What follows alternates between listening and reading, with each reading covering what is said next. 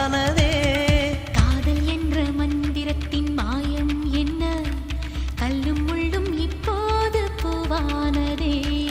வானவில்லின் துண்டொன்று மண்ணில் வந்து யாருக்கும் சொல்லாமல் பெண்ணானதே. தென்மேற்கு பருவக்காற்று